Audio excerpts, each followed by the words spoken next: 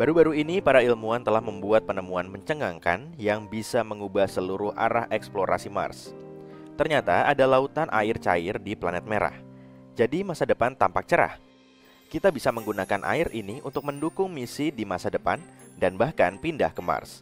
Karena kita tidak perlu lagi khawatir di mana bisa mendapatkan air yang sangat berharga ini. Benar kan? Tapi ada salah satu masalah besar. Lautan air cair ini ada di dalam Mars, sangat dalam sehingga kita tidak mungkin bisa sampai ke sana. Setidaknya itulah yang diklaim oleh analisis baru dari data seismik yang dikumpulkan oleh pendarat Mars Insight. Cadangan air dalam jumlah besar tampaknya merupakan penjelasan terbaik untuk beberapa keanehan seismik di planet merah. Jadi semua air yang berharga ini berada di luar jangkauan kita. Namun, kita harus menemukannya untuk memecahkan teka-teki sejarah akuatik tetangga kita yang memerah dan berdebu ini. Dan hal pertama yang perlu kita lakukan adalah mengidentifikasi di mana air itu berada dan berapa banyak air yang disembunyikan oleh planet ini. Navigation has confirmed that the parachute has deployed and we are seeing significant deceleration. Saat ini, para penjelajah kita sedang berlarian di permukaan planet merah, mengumpulkan semua data yang tersedia tentang geologi permukaan planet ini. Dan semakin jelaslah bahwa Mars dulunya pernah diselimuti air. Banyak faktor, mulai dari medan Mars sampai ke dasar danau dan delta kering purba, yang menunjukkan bahwa ada suatu masa di mana planet ini cukup lembab. Saat ini masih ada air di permukaan dan di bawah permukaan Mars, tapi dalam bentuk es dan sama sekali tidak seperti air yang ada di masa lalu. Untuk memahami seberapa banyak air yang ada di planet merah miliaran tahun lalu, kita harus tahu kemana perginya semua air ini. Ada dua tempat di mana air bisa saja menghilang, keluar angkasa atau ke bagian dalam Mars. Kemudian air tersebut bisa saja terisolasi sebagai reservoir cairan atau endapan es. Saat ini kita tidak punya cara untuk mengukur berapa banyak air yang pernah menghilang. Tapi sekarang kita akhirnya bisa mengetahui lebih banyak tentang pusat planet merah. Semua itu berkat pendarat Mars Insight. Wahana ini tidak beroperasi lagi, tapi sejak November 2018 hingga Desember 2022, Insight masih bisa mendengar dengungan dan gemuruh serta memantau aktivitas di bawah kakinya. Masalahnya, gelombang akustik yang dihasilkan oleh aktivitas seismik jauh di dalam planet ini dapat berubah sesuai dengan komposisi dan kerapatan materi yang dilalui gelombang tersebut. Dan para ilmuwan bisa mendapatkan banyak informasi dengan menganalisis perilaku gelombang seismik. Dalam hal ini, mereka menggunakan model yang mirip dengan model yang digunakan untuk memetakan ladang minyak bawah tanah dan akuifer di planet tempat tinggal kita. Kemudian, dengan bantuan model ini, mereka menganalisis data yang dikumpulkan Insight di Mars. Mereka menemukan bahwa penjelasan terbaik adalah adanya lapisan batuan retak yang retakannya terisi air jauh di bawah permukaan planet merah. Lapisan itu bisa jadi berada di kedalaman 11-19 km, karena itu akan sangat sulit bagi misi-misi masa depan untuk menjangkaunya. Penemuan baru ini bisa membantu kita memahami siklus air di Mars. Dengan mengonfirmasi keberadaan waduk besar berisi air cairan, kita bisa mengintip seperti apa iklim di Mars dulu atau seperti apa iklim di Mars suatu hari nanti. Dan jika dulu Mars memiliki banyak air, Mars bisa jadi layak huni di masa lalu dan mungkin bisa dihuni di masa depan. Air sangat penting bagi kehidupan yang kita kenal. Jadi, waduk air bawah tanah di planet merah bisa jadi sudah layak huni. Mungkin saat ini mikroorganisme kecil atau bahkan makhluk bertentakel sedang menjalani kehidupan mereka dalam kenyamanan rumah bawah tanah mereka. Di bumi, tambang-tambang yang sangat dalam bisa menampung kehidupan, dan dasar samudra dengan tekanannya yang luar biasa besar dan tidak bisa dipercaya juga bukan tanpa kehidupan. Sejauh ini kita belum menemukan bukti adanya kehidupan di Mars, tapi untuk saat ini sepertinya tempat ini berpotensi untuk mendukung kehidupan. Data Insight menunjukkan bahwa kemungkinan besar tidak ada banyak es air di kerak atas planet ini, setidaknya di area sekitar pendaratan. Tapi jika ternyata ada lapisan yang kaya air jauh di bawah permukaan dan membentang di seluruh bagian planet, maka akan ada cukup air untuk mengisi dasar samudera purba dan bahkan lebih banyak lagi. Mars bukan satu-satunya tempat di luar bumi yang memiliki air atau tempat di mana kita bisa menemukan air suatu hari nanti. Ambil contoh bulan misalnya. Di satelit alami bumi ini, air bisa ditemukan di seluruh permukaannya. Tapi, air yang ada di sana bukanlah air seperti yang kalian bayangkan. Di bulan, sebagian besar air masih berupa es dan distribusinya tidak merata. Sebagai contoh, kutub-kutub bulan merupakan area yang tidak pernah menerima sinar matahari. Inilah alasan mengapa kutub-kutub itu sangat dingin. Jadi, tidak heran ada banyak es di sana. Es di area ini juga sering bercampur dengan tanah bulan dan bersembunyi jauh di bawah permukaan. Lalu ada Enceladus, bulan terbesar ke-6 di Saturnus. Pada kenyataannya, ukurannya tidak terlalu besar, hanya 505 km. Dengan kata lain, bulan ini cukup kecil untuk masuk ke dalam Arizona. Oh, kita harus mencobanya. Yang menarik, ketika wahana Cassini pertama kali tiba di Saturnus, para peneliti menduga kalau Enceladus adalah bola es yang membeku. Tapi yang mereka lihat justru gumpalan partikel es dan uap air yang menyembur dari geyser di permukaan bulan. Tampak jelas ada lautan besar di antara inti bulan yang berbatu dan cangkang esnya. Lalu ada bulan Jupiter, Europa. Para ilmuwan berpendapat bahwa dunia ini adalah salah satu tempat paling menjanjikan di tata surya dalam hal pencarian bentuk kehidupan baru. Itu karena Europa memiliki lautan air asin yang sangat luas sedalam 64 hingga 161 km. Meskipun berada di bawah lapisan es setebal 16 hingga 32 km, Europa masih berpotensi untuk dihuni. Para astronom meyakini bahwa gumpalan air bisa saja meletus dari celah-celah lapisan es dan melepaskan isi lautan bulan ini keluar angkasa. Temperatur, tekanan, dan kimiawi di Europa sangat berbeda dengan di bumi, dan para astronom masih belum yakin bagaimana perilaku es di sana. Itulah alasan utama mengapa mereka belum mengetahui seberapa dalam atau besar waduk air di Europa dan berapa lama waktu yang dibutuhkan untuk mencair. Tapi dari semua tempat di mana kita bisa menemukan air di alam semesta, yang paling aneh adalah ruang angkasa.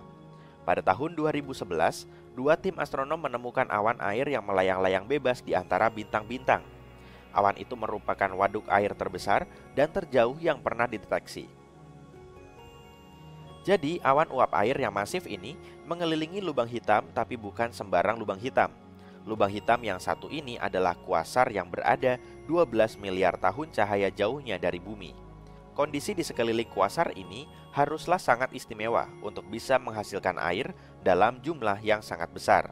Awan ini mengandung 140 triliun kali lipat volume seluruh air di bumi. Jumlah itu cukup untuk menyediakan air ke setiap orang di bumi sebanyak 20.000 kali lipat air di bumi. Kedengarannya gila bukan? Tapi ada hal yang lebih keren lagi. Para astronom menduga awan air ini terbentuk hanya 1,6 miliar tahun setelah alam semesta terbentuk. Penemuan ini merupakan tanda lain bahwa air sudah ada di alam semesta, bahkan sejak alam semesta masih sangat muda. Tapi inilah yang menarik. Sebelum mereka menemukan ini, para ilmuwan belum pernah mendeteksi uap air sejauh ini. Tentu saja ada air di galaksi Bima Sakti, tapi sebagian besar air itu membeku dalam bentuk es. Penemuan ini benar-benar mendobrak batas-batas yang kita ketahui tentang air di alam semesta.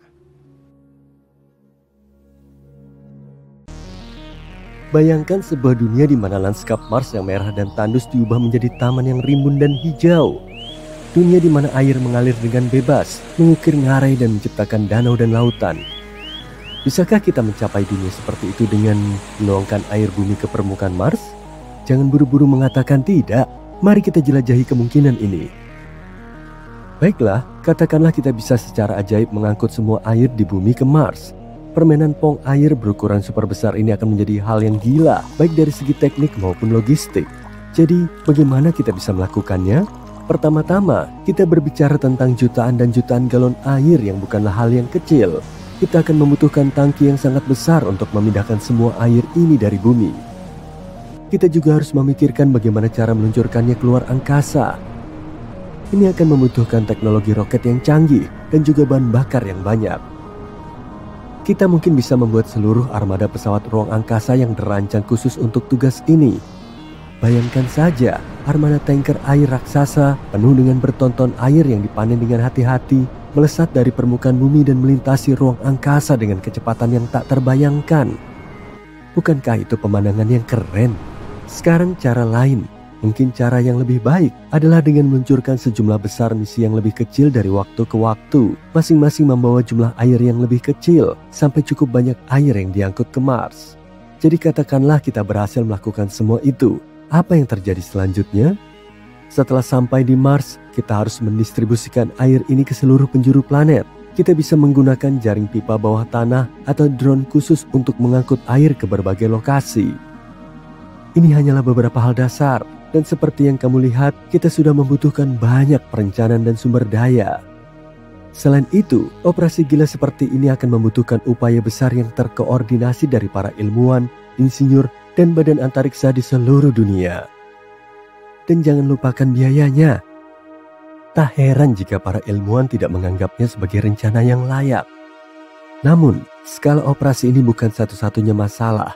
Secara hipotetis, katakanlah kita sudah mengetahui semua itu dan menuangkan air bumi ke Mars. Sekarang apa? Percaya atau tidak, hal itu hampir tidak ada gunanya sama sekali. Tantangan utama kita adalah atmosfer dan iklim Mars saat ini.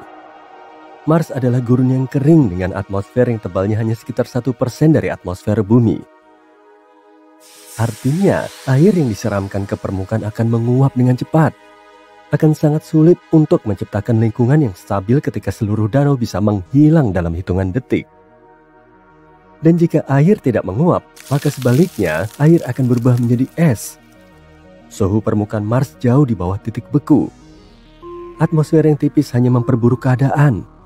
Tantangan lainnya adalah Mars memiliki medan magnet yang sangat lemah, yang berarti Mars hanya memiliki sedikit perlindungan dari angin matahari. Angin matahari adalah aliran partikel bermuatan yang terus mengalir dari matahari. Angin ini sangat berbahaya. Angin ini bisa melenyapkan air yang ada di permukaan Mars. Selain itu, radiasi matahari di Mars jauh lebih kuat daripada di bumi. Hal ini akan membuat lebih sulit lagi untuk mempertahankan air cair di sana. Dan terakhir, jangan lupa bahwa kita juga perlu memurnikan air ini untuk menghilangkan semua bakteri sebelum meminumnya. Tapi jangan menyerah, jika kita tetap sangat optimis, kita masih bisa mencoba memecahkan masalah ini. Pada dasarnya, kita perlu menemukan cara untuk mempertahankan air cair di satu tempat untuk waktu yang lama dan memastikan bahwa air tidak membeku atau menguap. Jadi, bagaimana kita melakukannya? Ada beberapa cara yang bisa kita lakukan. Nomor 1, isolasi. Kita bisa membungkus semua wadah air dengan bahan isolasi, seperti busa misalnya, atau beberapa bahan reflektif yang dapat membantu menjaga air agar tidak membeku. Nomor 2, pemanas. Kita bisa menggunakan berbagai pemanas dan perangkat untuk menjaga suhu di atas titik beku, bahkan selimut termal. Meskipun hal ini akan membutuhkan banyak energi dan akan menjadi tugas yang sulit. Nomor 3, waduk bawah tanah. Kita bisa menggali lubang besar dan menutupinya dengan bahan transparan agar sinar matahari bisa masuk. Hal ini akan membantu menjaga air tetap hangat dan terisolasi. Nomor 4, salinitas. Menambahkan sedikit garam atau mineral terlarut lainnya ke dalam air dapat menurunkan titik beku air. Meskipun kita akan membutuhkan lebih banyak garam untuk hal-hal seperti danau, dan metode ini bukan yang paling efisien. Dan terakhir, nomor 5, membangun rumah kaca. Kita bisa membangun rumah kaca atau bangunan lain yang bisa memerangkap panas dan menciptakan lingkungan yang lebih mirip bumi. Pilihan ini mungkin yang terbaik. Lagi pula, rumah kaca juga bisa membantu kita untuk menumbuhkan berbagai tanaman dan organisme lain. Yeay, hidup! Baiklah, bagus. Katakanlah kita telah menemukan cara untuk menyimpan air di Mars dan menyimpannya di sana dalam bentuk cair dan suam-suam kuku. Lalu apa sekarang? Apa dampaknya pada Mars? Sebenarnya, ini akan sangat bagus. Jika kita menuangkan semua air ini ke Mars, kita bisa mengubah iklim gurun merah yang dingin dan tandus ini secara drastis. Pertama-tama, kita dapat menciptakan apa yang disebut efek rumah kaca. Efek rumah kaca terjadi ketika gas-gas di atmosfer planet memerangkap panas, sehingga suhu planet meningkat. Dan ya, ini sangat buruk bagi bumi, tapi bagi Mars yang suhunya melonjak antara 21 derajat dan minus 129 derajat, hal ini akan sangat mengagumkan. Hal ini dapat menyebabkan atmosfer menebal dan menyebabkan mencairnya lapisan es di kutub. Bukankah itu akan sangat mengagumkan? Mars akan mulai berangsur-angsur berubah dari gurun yang sepi menjadi bumi 2.0. Hal ini juga berarti bahwa atmosfer planet ini akan berubah, misalnya pola cuaca. Awan bisa terbentuk di Mars, hujan akan mulai turun, dan hujan, seperti yang kita tahu, memindahkan air dari satu wilayah ke wilayah lain. Artinya, hujan bisa menyiram tanaman jika muncul di Mars. Namun semua itu hanyalah spekulasi belaka. Kita tidak bisa sepenuhnya yakin apa dampak penyiraman air ke permukaan Mars terhadap iklim planet ini. Mungkin untuk menciptakan efek rumah kaca ini, kita membutuhkan lebih banyak air daripada yang bisa kita angkut. Tapi terlepas dari semua tantangan, kita berhasil dengan misi kita dan membuat Mars jauh lebih hangat dan lembab. Mungkin kehidupan akhirnya lahir di sana? Sayangnya, hal itu masih sangat tidak mungkin. Ya, air memang sangat penting untuk menciptakan kehidupan, tapi bukan itu saja yang kita butuhkan. Komposisi tanah Mars tidak terlalu kondusif untuk mendukung kehidupan. Tanahnya sebagian besar terdiri dari mineral yang disebut regolith, yang sebagian besar terdiri dari debu, pasir, dan bahan lain yang tidak terlalu baik untuk tanaman. Secara teoritis, kita bisa melakukan terraformasi pada Mars. Terraformasi adalah perubahan planet secara bertahap dan perlahan-lahan sehingga cocok untuk kehidupan kita. Tapi ini akan menjadi proses yang sangat rumit, lama, dan mahal. Dan ngomong-ngomong, apa yang akan terjadi pada bumi kita setelah semua itu? Kita mengambil cukup banyak air, bukan? Dari sudut pandang bumi, mengangkut air ke Mars akan membutuhkan sumber daya yang sangat besar, termasuk energi dan material yang berbeda. Dan jumlah air yang harus kita habiskan akan sangat mengejutkan. Hilangnya air dalam jumlah besar dari cadangan air di bumi bisa berdampak signifikan pada planet kita, terutama di daerah-daerah di mana air sudah langka. Jadi pada dasarnya, ini adalah ide yang sangat buruk, bagaimanapun caramu melihatnya. Ya, ini mungkin terdengar menarik, tetapi ini sama sekali bukan rencana yang layak. Ini akan membutuhkan terlalu banyak sumber daya, terlalu banyak uang, dan bahkan tidak akan sepadan. Itulah mengapa para ilmuwan dan badan antariksa tidak mempertimbangkan ide ini secara serius. Selain itu, ada banyak tujuan lain yang lebih realistis dan dapat dicapai dalam bidang eksplorasi Mars. Sebagai contoh, kita bisa terus mempelajari geologi, atmosfer, dan potensi kehidupan di Mars, baik di masa lalu maupun masa kini. Studi-studi ini akan membantu kita menemukan sumber daya yang dapat mendukung eksplorasi manusia di masa depan. Secara keseluruhan, kita perlu menjawab lebih banyak pertanyaan tentang Mars sebelum kita mulai mempertimbangkan untuk mengkolonisasinya. Jadi, mari kita pantau terus berita dan informasi terbaru tentang Mars. Ada banyak sekali benda-benda aneh di Mars, sendok, mie, pintu, bahkan wajah. Apakah semua itu benar-benar hanya batu? Lagi pula Mars bukan satu-satunya planet di tata surya kita yang penuh dengan benda-benda misterius. Yuk kita lihat apa aja.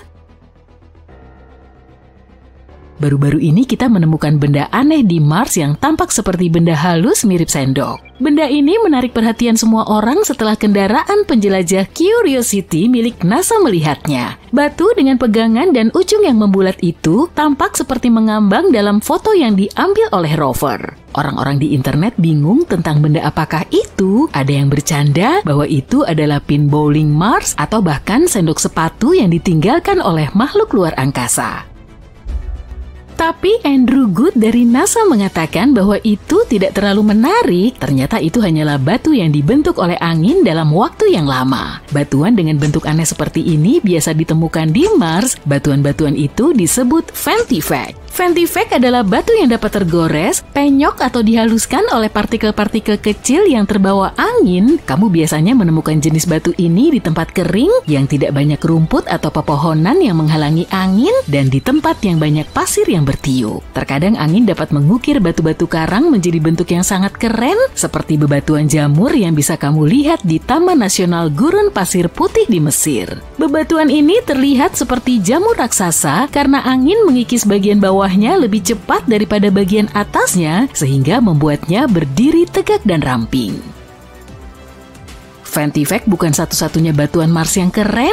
Lihat aja rangkaian paku-paku surrealis yang menonjol dari permukaan merah ini. Kendaraan penjelajah Curiosity milik NASA menemukannya saat menjelajahi kawah gel di Mars. Paku-paku itu dengan cepat menarik perhatian semua orang. Struktur meliuk-liuk yang menyerupai paku itu tampak seperti pintu dari luar angkasa.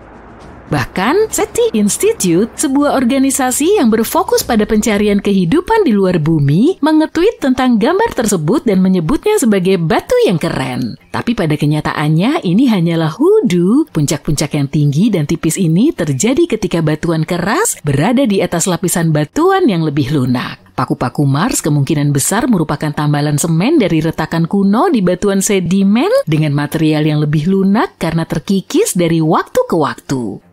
Tapi di bumi juga ada banyak hoodoo, biasa disebut juga cerobong peri atau batu tenda. Kamu bisa menemukannya di tempat-tempat seperti Bryce Canyon di Utah dan dataran tinggi Colorado. NASA sangat tertarik dengan struktur aneh ini karena dapat membantu kita mempelajari lebih lanjut tentang sejarah kawah gel.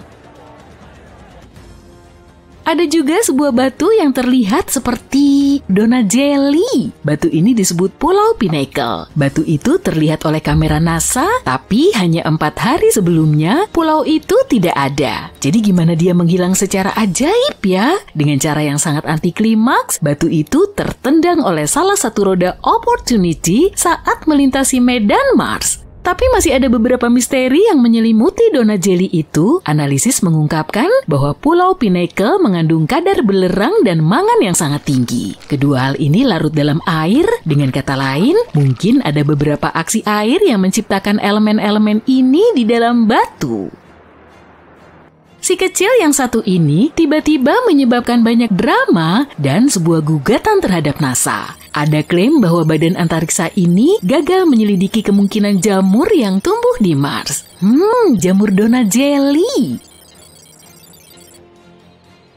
Tapi tidak semua temuan kita alami. Penemuan membingungkan lainnya adalah benda yang ditemukan oleh rover Perseverance. Benda itu tampak seperti spaghetti atau tali yang kusut, sama seperti donat. Benda misterius ini muncul dalam gambar kamera rover dan kemudian lenyap dari tanah berpasir hanya dalam beberapa hari. Ternyata itu adalah puing-puing dari sistem pendaratan rover. Perseverance mendarat di kawah Jezero pada bulan Februari 2021. Pendaratannya kasar dan secara tidak sengaja menebarkan puing-puing di sekitarnya. Sebagian dari serpihan-serpihan ini telah muncul dalam gambar-gambar yang diambil oleh robot penjelajah untuk sementara waktu. Benda seperti tali itu kemungkinan besar adalah potongan jaring dakron yang merupakan jenis serat yang digunakan untuk selimut termal. Selimut ini membantu mengatur temperatur peralatan selama proses pendaratan di Mars yang sangat panas. Benda itu mungkin mengalami penguraian yang signifikan dan tercabik-cabik karena gaya yang kuat selama pendaratan. Selimut termal kehilangan banyak saat itu, misalnya potongan kertas timah mengkilap yang ditemukan pada bulan Juni, penjelajah menemukannya di atas batu. Yang luar biasa adalah seberapa jauh sebagian puing-puing itu telah berpindah. Rover mendarat sekitar 1,9 km jauhnya dari tempat yang sedang dijelajahi. Mungkin karena tabrakan itu melemparkan puing-puing ke udara dan angin Mars membawanya sejauh itu. Mars dikenal karena anginnya yang kencang yang bisa menggerakkan benda-benda ringan, tapi meskipun menyenangkan untuk menemukannya dalam foto, ada kekhawatiran tentang puing-puing serta sampah yang ada di Mars. Kita bahkan belum menyelesaikan masalah ini di bumi, dan kita sudah membuat masalah ini lagi di Mars. Puing-puing yang kita tinggalkan di planet merah sudah menumpuk di area yang disebut Hawkwellow Flats. Ditambah lagi, puing-puing tersebut dapat secara tidak sengaja mencemari tabung sampel yang digunakan untuk mengumpulkan batuan Mars. Sejauh ini NASA tidak terlalu mengkhawatirkan hal ini, tapi mereka terus mengawasinya untuk mencegah masalah pada kendaraan penjelajah. Sekarang, gimana kalau bukan benda tapi hewan? Curiosity menimbulkan kehebohan ketika menangkap sesuatu yang tampak seperti tikus di Mars. Beberapa orang mulai berspekulasi bahwa itu bisa jadi bukti kehidupan asli Mars. Atau bahkan hewan pengerat ini dibawa oleh Curiosity. Tapi tikus Mars ini sekali lagi ternyata hanya sebuah batu yang aneh. Batuan ini terlihat menarik karena proses alami seperti erosi angin dan abrasi mekanis. Kami juga menemukan beberapa benda yang tampak seperti cacing. Curiosity memotret sebuah formasi yang tampak seperti cacing yang mengeliat di lanskap Mars. Meskipun ukurannya kecil, formasi ini menonjol dengan bentuknya yang unik dan teksturnya yang kasar. Mungkin formasi ini terbuat dari bahan yang tahan lama dan tahan terhadap erosi Mars yang keras. Dan akhirnya, temuan misterius teratas kita adalah wajah di Mars. Cydonia adalah sebuah wilayah di Mars yang telah menarik perhatian, baik secara ilmiah maupun populer. Cydonia terletak di belahan utara Mars. Wilayah ini berada di antara daerah berkawah di selatan dan daerah yang relatif datar di utara. Ada teori yang mengatakan bahwa dataran utara mungkin dulunya adalah dasar lautan, mungkin Cydonia dulunya merupakan daerah pesisir. Tempat ini penuh dengan fitur-fitur menarik dan indah yang memberitahu kita banyak hal tentang sejarah planet merah. Tapi fitur yang paling menarik adalah wajah Mars. Benda ini mendapatkan perhatian luas ketika dijepret oleh pengorbit Viking 1 pada tahun 1976. Beberapa orang percaya bahwa itu bukti peradaban Mars yang telah lama hilang. Pada awalnya, NASA menganggapnya sebagai tipuan cahaya dan bayangan. Tapi setelah beberapa analisis, ternyata itu adalah, cuma batuan. Kita juga melihat wajah beruang. Foto ini ditangkap oleh kamera High Resolution Imaging Experiment. Dalam gambar ini kita bisa melihat pola rekahan melingkar yang tampak seperti kepala beruang dengan dua kawah yang membentuk mata dan struktur keruntuhan berbentuk V seperti hidung. Kepala ini kemungkinan terbentuk karena sesuatu yang berat mengendap di atas lubang tua di tanah. Lubang ini terisi dengan lava atau lumpur, dan fitur yang mirip hidung ini diduga merupakan lubang vulkanik atau lumpur. Tapi kenapa kita terus melihat hal-hal aneh di Mars ya? Kadang-kadang otak kita bisa menipu kita untuk melihat sesuatu seperti wajah atau objek di bebatuan, juga benda-benda lainnya. Tapi itu hanya ilusi yang disebut pareidolia. Pareidolia adalah fenomena psikologis yang membuat kita melihat pola atau bentuk yang sudah dikenal, terutama wajah, padahal sebenarnya tidak ada. Ini karena ketika otak menemukan sesuatu yang tidak dikenali atau dimengerti dengan segera, otak akan mencoba menemukan hal-hal yang paling mirip. Jadi otak melihat pola, tekstur, atau suara acak sebagai sesuatu yang bermakna dan dapat dikenali. Itu sebabnya kursi dengan pakaian di atasnya tampak seperti sosok manusia yang sangat menyeramkan di malam hari. Hal ini juga menyebabkanmu melihat wajah atau bentuk di awan, atau mendengar suara yang dapat dikenali, atau bahkan kata-kata dalam kebisingan acak. Ini adalah bukti yang menarik dari kekuatan persepsi kita, tapi kita juga harus berhati-hati dengan hal itu ya. Jangan biarkan imajinasi kita menjadi tidak terkendali. Dari semua makhluk di planet tempat tinggal kita, mungkin ini satu-satunya hewan yang bisa bertahan hidup dalam kondisi yang keras di Mars, tardigrada. Hewan ini punya nama lain karena penampilannya yang tidak biasa, yaitu beruang air atau babi lumut. Mereka hidup di suatu tempat di seluruh dunia, dari bukit pasir pantai hingga pegunungan, dari hutan hujan Amazon yang rimbun hingga lanskap tandus Antartika. Beberapa hidup di darat, tapi tardigrada adalah makhluk yang membutuhkan air di sekitar tubuhnya untuk memungkinkan pertukaran gas dan umumnya tetap terhidrasi. Itulah kenapa mereka lebih menyukai tanah, lumut, atau dedaunan yang tertutup lapisan air. Dan karena mereka makhluk air, mereka biasanya memilih perairan tawar seperti danau, sungai, dan kolam. Kamu belum pernah melihat hewan-hewan keren ini karena panjangnya hanya 0,5 mm. Hampir tidak bisa dilihat dengan mata telanjang. Tapi karena mereka nyaris abadi, kita bisa berasumsi bahwa mereka memiliki taktik bertahan hidup yang luar biasa. Jika kita memasukkan mereka ke pesawat antariksa kecil dan mengirimnya ke Mars, mereka akan sedikit terkejut pada awalnya, terutama karena suhunya. Mereka memang bisa hidup dalam rentang suhu yang luas, bahkan di bawah minus 272 derajat Celcius hingga 150 derajat Celcius. Dan Mars tampak seperti planet yang sangat panas ketika melihatnya dalam foto. Tapi suhu di sana sebenarnya rendah, jauh lebih rendah daripada di bumi. Letaknya lebih jauh dari matahari dan memiliki atmosfer yang tipis, sehingga suhu di sana bisa turun hingga minus 129 derajat Celcius atau naik hingga 21 derajat Celcius. Di bumi, suhu terendah tercatat di Antartika, yaitu minus 89 derajat Celcius, sedangkan suhu tertinggi terjadi di California, yaitu 56 derajat Celcius. Tardigrada juga cukup tangguh dalam menghadapi tekanan yang kuat. Mereka dapat menahan tekanan 6 kali lebih besar daripada tekanan di dasar lautan. Padahal, untuk setiap 10 meter kamu turun ke bawah permukaan laut, tekanannya menjadi 2 kali lipat. Jadi, pada kedalaman 3,8 km, tekanannya 380 kali lebih besar daripada di permukaan. Dan di bagian paling dalam lautan, tekanannya bisa 1100 kali lebih besar. Tekanan di planet merah sekitar 6 kali lebih kuat daripada tekanan di kedalaman lautan. Jadi, sepertinya ini sedikit terlalu kuat. Akan sulit bagi makhluk-makhluk kecil ini untuk menyesuaikan diri dengan kondisi seperti itu. Mereka harus berevolusi selama beberapa generasi untuk menjadi lebih tangguh agar bisa lebih menikmati waktu mereka di Mars. Makanan bisa menjadi salah satu masalah utama mereka. Tardigrada kebanyakan memakan tanaman seperti lumut, ganggang, atau tanaman berbunga, dan mereka senang memakannya bersama bakteri. Beberapa lainnya adalah karnivora yang memakan tardigrada lebih kecil atau organisme mikroskopis lainnya. Mereka tidak akan menemukan makanan seperti ini di Mars, jadi kita harus mengisi pesawat antariksa dengan banyak makanan yang bisa mereka masukkan ke dalam mulutnya yang berbentuk tabung. Sekarang kita sampai pada bagian rumitnya, yaitu air. Saat ini planet merah adalah gurun pasir yang kering dan berdebu. Tapi, lihatlah semua tepian sungai dan delta yang mengering itu. Air pasti pernah mengalir di permukaannya di masa lalu. Sulit untuk memahami kemana semua itu mengalir. Tapi, sangat mungkin sebagian besar air purba itu terperangkap di dalam mineral di kerak planet.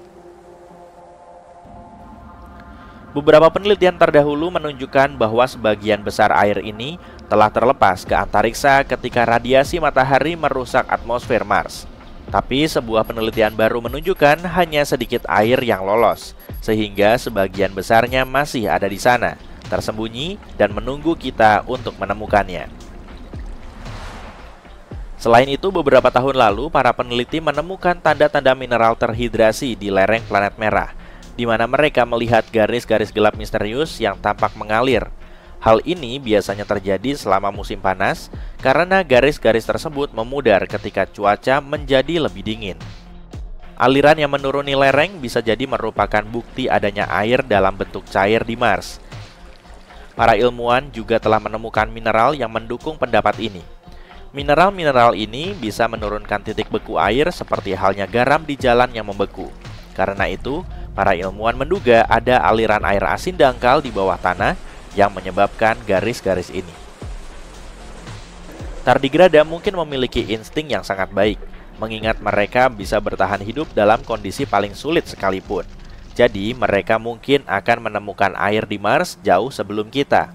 Tapi, kalaupun butuh waktu, mereka masih punya taktik untuk bertahan hidup untuk sementara waktu. Jika makhluk ini kehilangan 99% kandungan airnya, ia bisa bertahan hidup dengan menghentikan sebagian besar fungsi vitalnya. Ia mampu bertahan dalam kondisi seperti itu selama beberapa tahun. Tardigrada dapat menyerap benturan yang sangat kuat yang dapat dengan mudah menghancurkan hewan lain, termasuk kita. Mereka mampu bertahan dari tingkat radiasi sangat tinggi yang bisa menghancurkan manusia. Dan kalaupun kita berhasil mengirim tardigrada ke Mars, itu bukanlah perjalanan pertama mereka keluar angkasa. Pada tahun 2019, sebuah wahana antariksa pergi ke bulan, membawa ribuan tardigrada.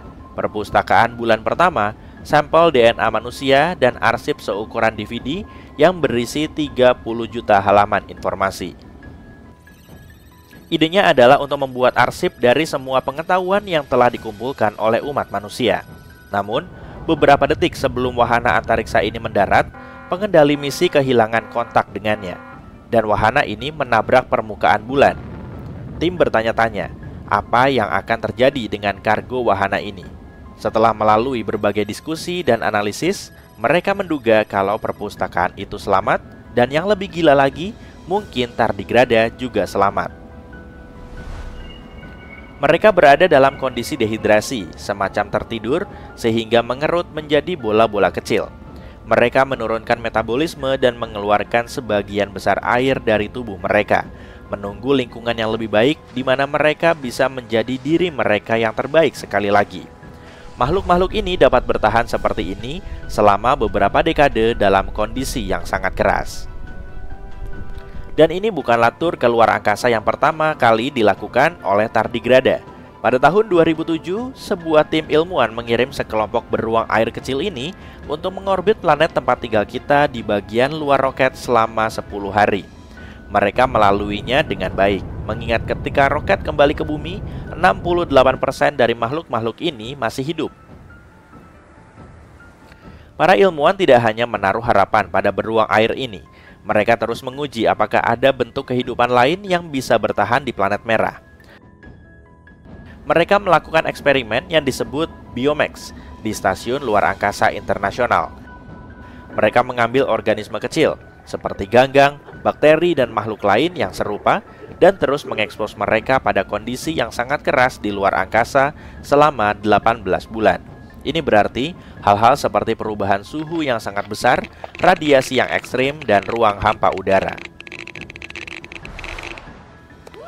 Yang menakjubkan adalah banyak dari bentuk kehidupan kecil ini selamat dari kondisi yang keras ini dan kembali ke bumi sebagai pahlawan antariksa sejati. Jadi, mereka mungkin mampu menghadapi kesulitan hidup di Mars.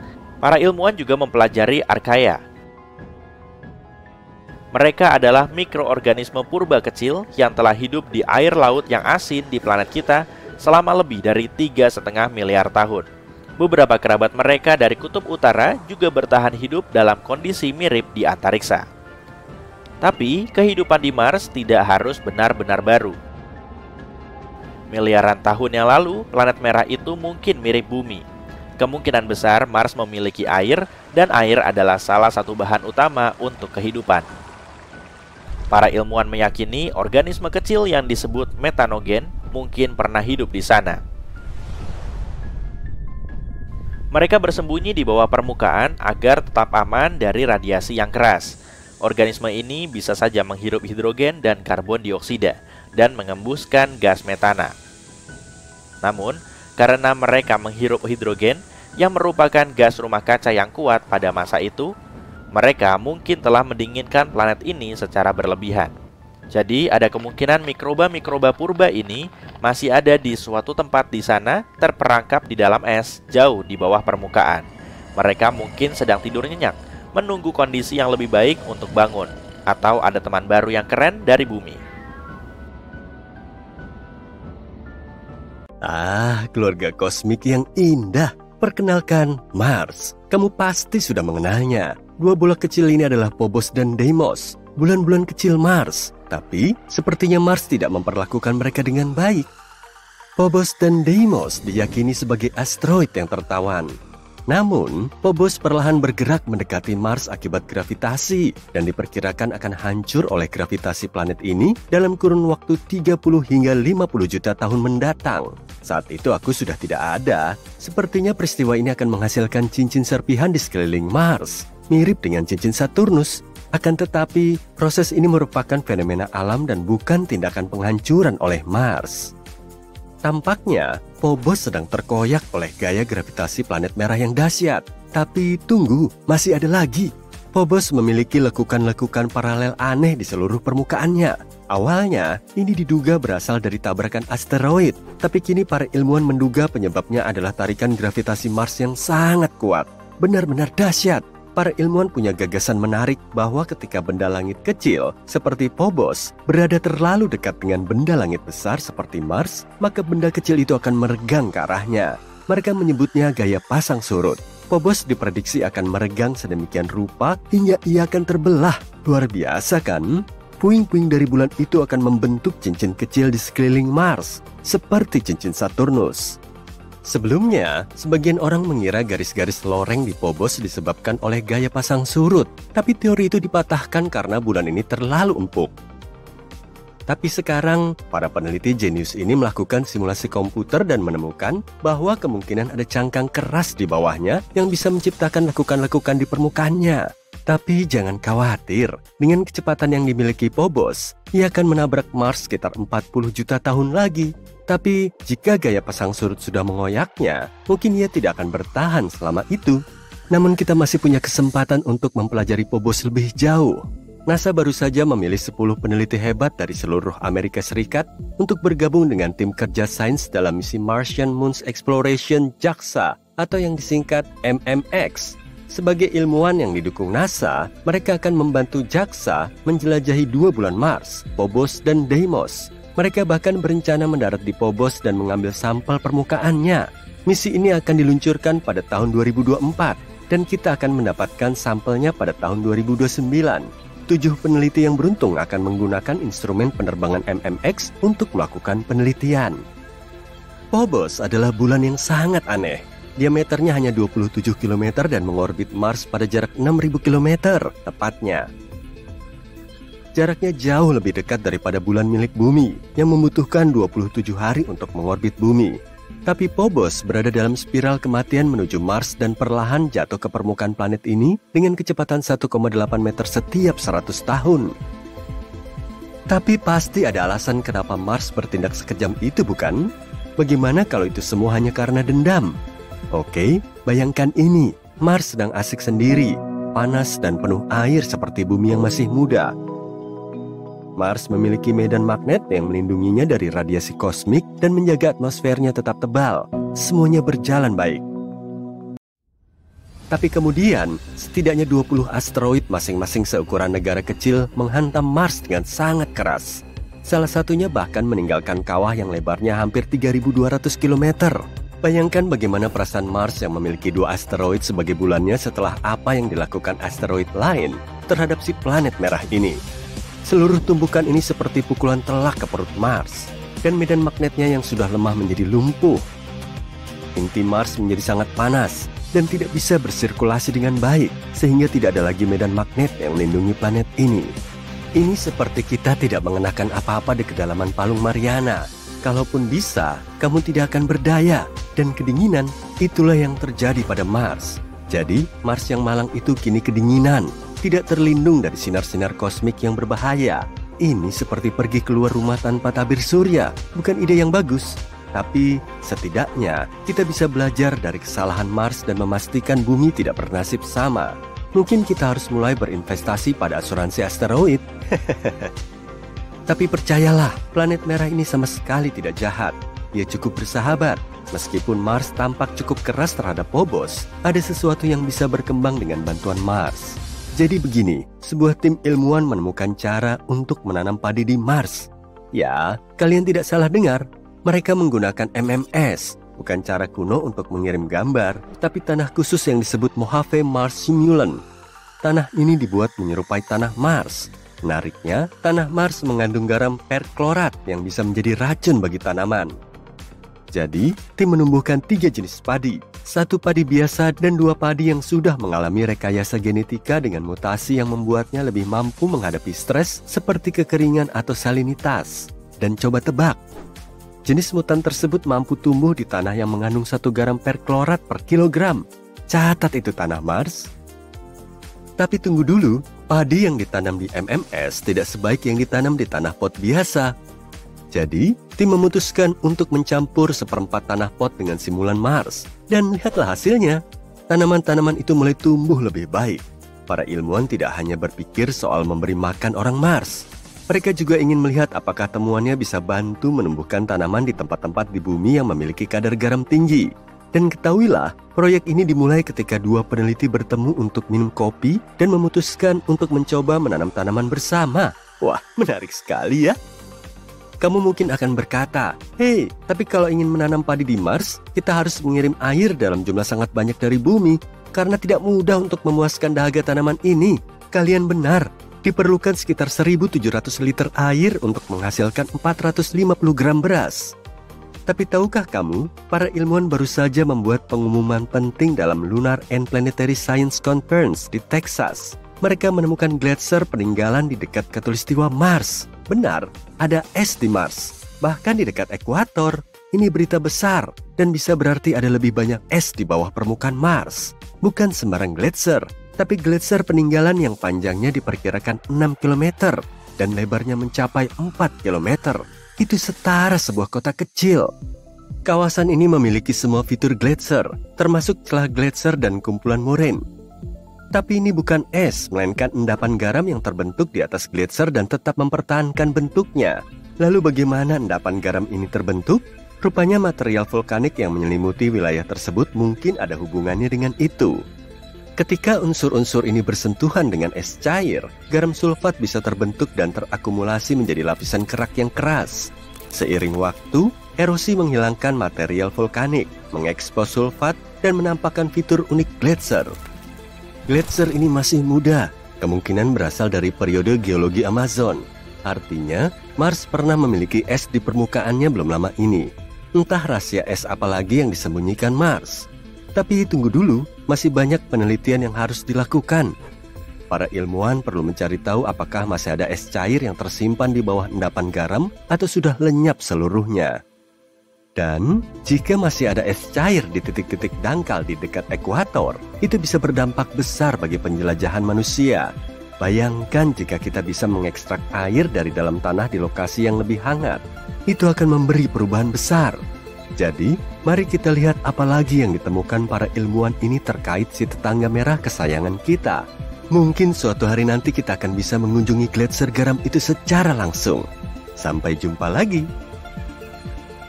Kenakan helm antariksamu, karena wahana penjelajah Curiosity milik NASA baru saja menemukan formasi batuan paling aneh yang pernah ada. Tepatnya di hari April Mop. Sungguh kebetulan yang sangat menarik, bukan? Wahana ini menangkap sejumlah foto bebatuan yang tampak seperti tulang naga. Ayo kita kembali ke tahun 2012 saat Curiosity melakukan pendaratan perdana di Mars.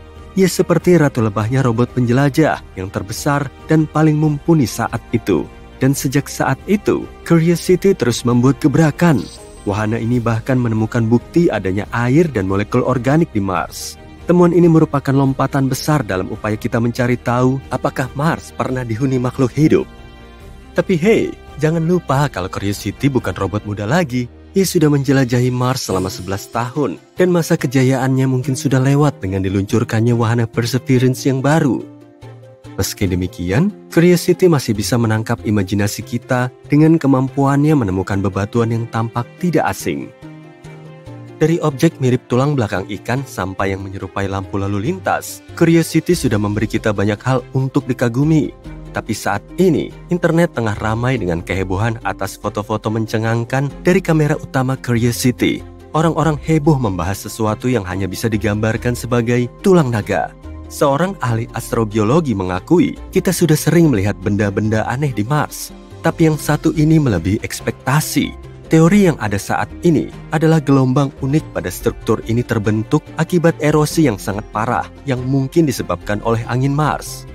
Kamu mungkin berpikir, oke, keren, tapi apa menariknya batu yang aneh ini? Sebagai permulaan, ini adalah pengingat akan betapa banyak hal yang masih harus kita ungkap terkait planet merah yang misterius ini. Sementara kita mengamati tulang naga dan melamun tentang petualangan antar planet, Curiosity justru serius bekerja. Misi utamanya adalah mengumpulkan data sebanyak mungkin dan mencari tahu apakah Mars pernah menjadi rumah yang nyaman bagi bentuk kehidupan makhluk yang sangat kecil.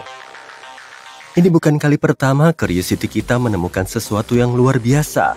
Robot penjelajah ini juga pernah memberi kita kesempatan melihat sebuah batu kecil di planet merah. Batu ini memiliki kemiripan luar biasa dengan fosil buku.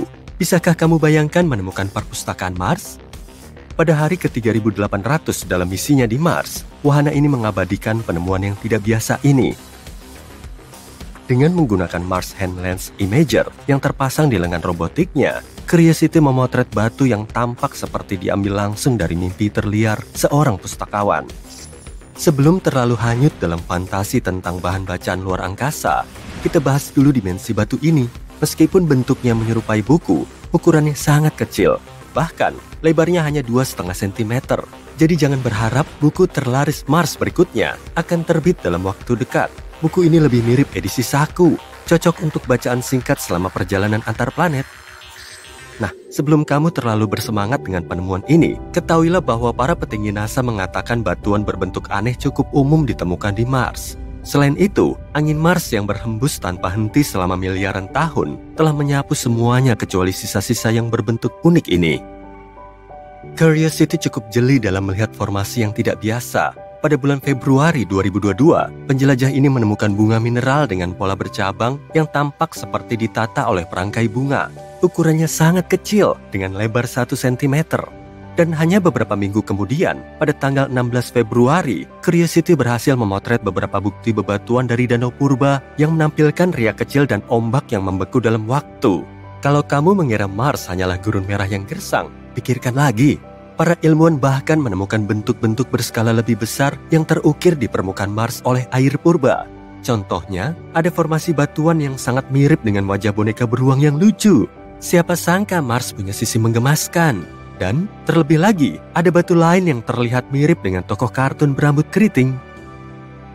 Tapi, Curiosity tidak hanya menemukan keanehan dan hal-hal ganjil. Masih ingat pada tanggal 2 Februari lalu, saat wahana ini mengungkap foto-foto sinar matahari pertama yang jelas di Mars? Bayangkan ini, saat matahari berada di bawah cakrawala Mars waktu terbit atau terbenam, sinarnya menciptakan pemandangan yang memukau sewaktu menembus celah-celah awan. Ini seperti pertunjukan cahaya laser dari alam. Bahkan ada gambar di internet yang menampilkan pintu di Mars.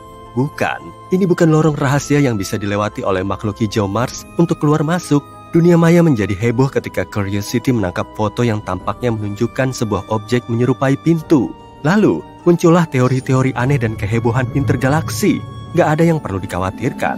Para ahli sudah memberikan penjelasan yang sederhana. Menurut spesialis yang cukup paham tentang geologi Mars, struktur ini kemungkinan besar adalah hasil erosi alami. Memang jawaban yang membosankan, tapi erosi lagi-lagi menjadi penyebabnya. Beberapa ilmuwan juga menimpali dengan sedikit humor soal ini. Mereka mengatakan pintu itu hanya setinggi kurang dari 1 meter. Jadi, kalaupun kita percaya itu adalah pintu untuk penduduk Mars, yang harus kita bayangkan adalah jenis makhluk luar angkasa sangat kecil, seperti Hobbit Mars. Tapi, ayo kita kembali ke dunia nyata. Menurut kesepakatan para ahli, pintu itu tidak lebih dari sebuah celah kecil di batuan yang dibentuk dengan sempurna oleh kekuatan alam.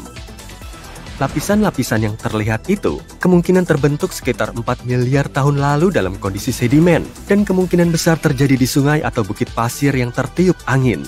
Angin di Mars bekerja keras mengikis lapisan-lapisan ini seiring waktu, meninggalkan fitur-fitur menarik yang kita lihat sekarang. Dan jika diperhatikan dengan saksama, kamu akan melihat beberapa rekahan vertikal alami yang tampak di foto. Rekahan-rekahan ini merupakan hasil pelapukan batuan di Mars, dan struktur seperti gua kecil yang kita sebut pintu ini tampaknya terbentuk di titik temu antar rekahan ini dengan lapisan-lapisan yang telah disebutkan sebelumnya. Ini seolah batu raksasa Mars menggelinding jatuh dan menciptakan pintu masuk gua yang aneh itu.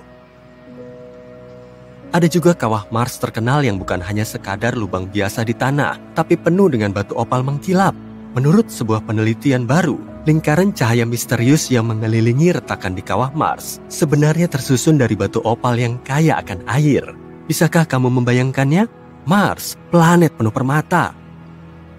Curiosity sekali lagi membantu dan melakukan pengintaian mendalam. Tampaknya ada dasar danau kuno di Mars yang sudah mengering dan penuh dengan batu-batu opal. Objek-objek ini bisa menjadi bukti bahwa air dan batuan pernah ada di bawah permukaan Mars, jauh lebih mendekati zaman modern dari yang diperkirakan sebelumnya. Sekarang, ketika para ilmuwan bicara soal air, kamu tahu kalau mereka sedang mencari tanda-tanda kehidupan. Bagaimanapun juga, air sangat penting bagi kehidupan yang kita kenal. Tapi masalahnya, air sudah tidak mengalir lagi di Mars. Jadi, para ilmuwan pintar ini harus mencari tanda-tanda geologis bahwa air pernah ada di sana. Apa hubungan opal dengan air di permukaan Mars? Nah, untuk menghasilkan opal dibutuhkan batuan yang mengandung banyak sekali silika dan juga air. Dan masih ada lagi, para peneliti juga menyelami arsip foto-foto Curiosity dan menemukan bahwa lingkaran cahaya yang kaya akan opal tidak hanya berada di satu tempat, melainkan tersebar di seluruh penjuru kawah Gale yang seperti sebuah danau purba yang sangat luas.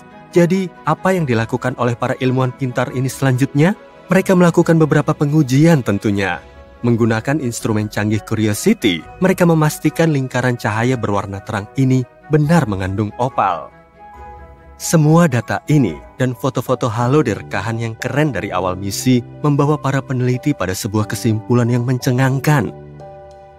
Air pasti masih ada di kawah Gale dalam waktu yang lama setelah danau purba itu mengering. Artinya, kehidupan mungkin pernah ada di Mars dan lebih lama dari yang kita duga. Bahkan mungkin sampai pada periode geologi modern Mars yang dimulai sekitar 2,9 miliar tahun lalu.